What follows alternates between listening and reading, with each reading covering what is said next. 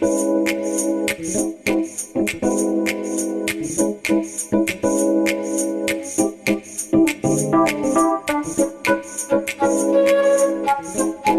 tiempo a las comelonas que se organicen. Ay, ya terminé. Es que ya, tan buenos que son esos placeres y más cuando son saludables. Le damos la bienvenida al doctor Luis Guillermo Duque, doctor en neurociencias y especialista en medicina del sueño, profesor de la Facultad de Medicina de la UDA, el que necesitábamos, doctor. Lo estábamos pidiendo a grito que se nos van a acabar los matrimonios. Bueno, por allá todavía no han dicho nada. El problema es aquí, entre estas dos.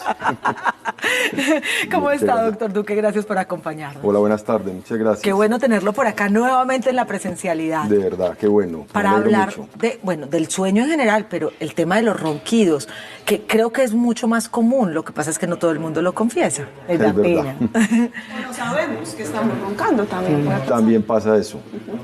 En realidad, de los trastornos de sueño, el más frecuente, y se disputa ahí el espacio entre el insomnio, el ronquido y la apnea del sueño.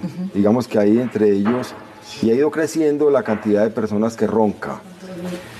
Y es un motivo de separación. No sabía que se Confirmadísimo. consideraba incluso pues como un trastorno del sueño. ¿Por qué se convierte en un trastorno del sueño? Claro que sí. Mira, el mecanismo del ronquido básicamente es que hay estrechez en la vía aérea. Entonces, los sujetos que roncan habitualmente lo hacen cuando están acostados boca arriba.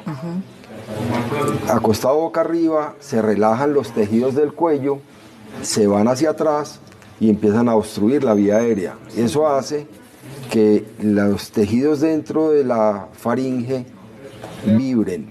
Ajá. Dentro de los trastornos de sueño, que son cerca de 100, los más prevalentes, los más frecuentes están la apnea del sueño, que es parar de respirar mientras uno duerme, el ronquido, que es bastante frecuente, que no necesariamente es una enfermedad, pero es algo muy molesto, especialmente para el que le toca escuchar. Y luego están otros como el síndrome de piernas inquietas, las pesadillas, el que habla dormido, el que camina dormido, en fin, hay muchas. ¿Y se relacionan el ronquido con la apnea del sueño? Ahí tienen. Sí, hay mucha relación. Es un matrimonio. Por lo menos son una relación cercana y después pueden estar presentes ambos. Esto que estamos viendo en las imágenes es que como la campanilla que le decimos Sí, nosotros, sí, ¿cierto? Sí, esa es la úvula y ahí está pues el paciente acostado con una lengua que tiende a irse hacia atrás y la vía aérea, que debería estar libre, se está obstruyendo. Eso es lo que se está viendo ahí en el video. Y al obstruirse, el cerebro tiene que enviar unas órdenes para que el paciente vuelva a despertar, o por lo menos para que respire de manera consciente, porque uno no lo hace de manera consciente. Y en esos despertares, por eso se vuelve un trastorno de sueño. Entonces el ruido lo hace que toca esta parte con la úvula. Con la úvula. Ese es el ruido. Ese es el ruido. Sí. Increíble. Pero ¿y por qué no es constante? O sea, porque pasa, no sé, algunas veces puede pasar que es cuando apenas están quedando dormidos o en ciertas partes de la noche. Es porque la persona lo hace consciente de manera inconsciente. No, hay factores de riesgo y es muy importante mencionarlos. Uno de ellos es el consumo de medicamentos, algunos, digamos, relajantes, algunos hipnóticos, el consumo de licor. Eso es un factor bastante importante, la postura, la posición del cuerpo a la hora de ir a dormir, pero también hay un biotipo, es decir, quienes tienen el tórax amplio, el cuello corto o que tienden a ser obesos van a roncar más con mayor facilidad que las otras personas que no lo tienen. Hay otra mala noticia, aproximadamente el 40% de los hombres a partir de los 40 años roncan, el 20% de las mujeres. Eso se iguala más o menos democráticamente a partir de los 60 años, pero digamos que, entre comillas, la mitad de la humanidad ronca a partir de los 40 años. ¿Qué relación tiene?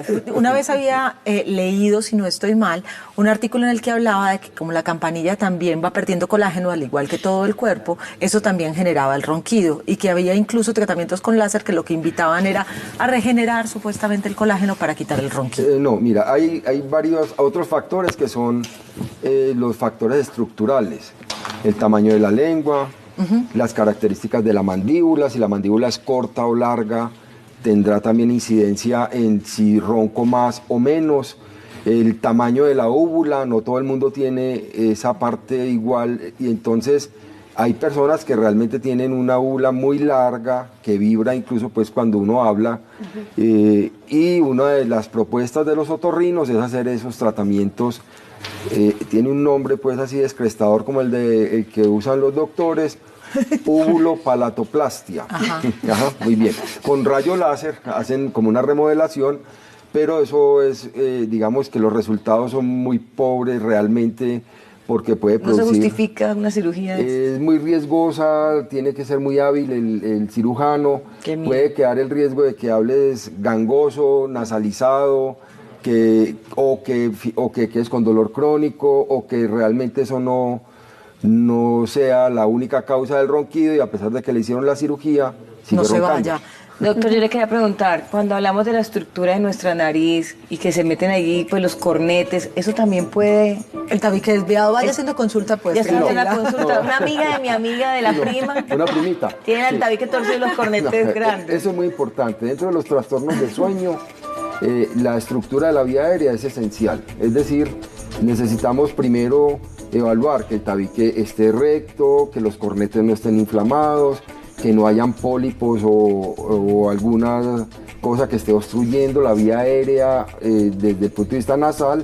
Y por el otro lado, desde la boca, lo que les decía, la mandíbula, el tamaño de la lengua, el tamaño de la úvula, e incluso la amplitud de la garganta también es otro factor que incide. O sea, casi que a simple vista usted podría decir, ¿Cierto? usted ronca, Sí, no. yo ronco, porque es que a mí nadie me ha dicho, entonces, Además no tienes tórax grande. pero así, No, así, más o menos clínicamente. hay unos factores de riesgo. Ajá. Pero hay otra situación. Yo soy profesor en la Facultad de Medicina en la Universidad de Antioquia y le digo a los estudiantes, vea, cuando estén consiguiendo novio o novia, lleven 1 metro. Que a veces uno tiene que medir cosas pues que le interesen. Importante, sí. ¿Cierto? Importante. Entonces, por favor, mídale el cuello al candidato o a la candidata. Ay, Dios mío. ¿Cierto? Ya todos se están tocando el ¿cierto? cuello Entonces aquí. se miden el cuello.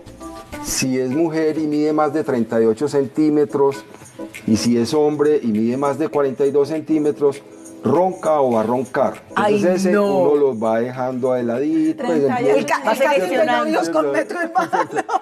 Doctor, pues se le dicen, sí, Eso está muy doctor, Olguita, pues se le dicen más de 42, pero también medía más en otras cosas, ¿cómo lo va a echar a un lado, doctor? No, ahí es cuando usted empieza a ver los 80, beneficios o claro, cosas. claro. Uno empieza a De ver. los pros y Doctor, los contras. vamos a hablar luego de qué tan peligroso puede ser el ronquido, pero quiero que toquemos apnea del sueño también, perfecto. porque sé que hay muchas personas que sí la padecen y esto sí trae unas consecuencias más allá del codazo, más allá del rodillazo, más No, allá perdón, de la interrumpo, cantaleta del doctor, que ronca. confirme que la gente que ronca no descansa totalmente. Bueno, es ¿cierto? que ese es un factor esencial. El ronquido es un ruido anormal que perjudica no solamente al que duerme con el roncador, sino al roncador mismo, porque con frecuencia el ronquido conlleva hasta apnea del sueño. Ajá. Apnea del sueño es parar de respirar entre 15 y 20 segundos de manera periódica. Si yo paro de respirar entre 15 y 20 segundos varias veces por hora, se acepta que esas apneas no pasen de 5 por hora. Si pasan de 5 por hora, entonces vos vas a tener despertares permanentes, vas a tener un sueño fraccionado y al final de la noche vas a tener la sensación de que no tuviste un sueño reparador, que estás cansado en el día siguiente, que tienes dolor de cabeza, falta de concentración, irritable, propenso a los accidentes, y sí es muy frecuente el hecho de que el que tiene apnea de sueño tiene grandes problemas para funcionar adecuadamente en el día. Con esto vamos a regresar Doctor, después. 32 las mujeres, 42. No, ¿sabe qué? 38 y 42. Vamos a hacer 38 algo. las mujeres, 42 ¿Quién los tiene hombres. aquí un metro? Vamos a buscar el metro mientras los comerciales. Empezamos a ver a los y Como no me vamos a dijeron, yo ver lo hubiera aquí traído en la a los que casa. se acaban de casar como Miguelito y ya regresamos. No se vayan Se a casó mover. Miguelito. Felicitaciones. ¿Cómo no lo midieron antes?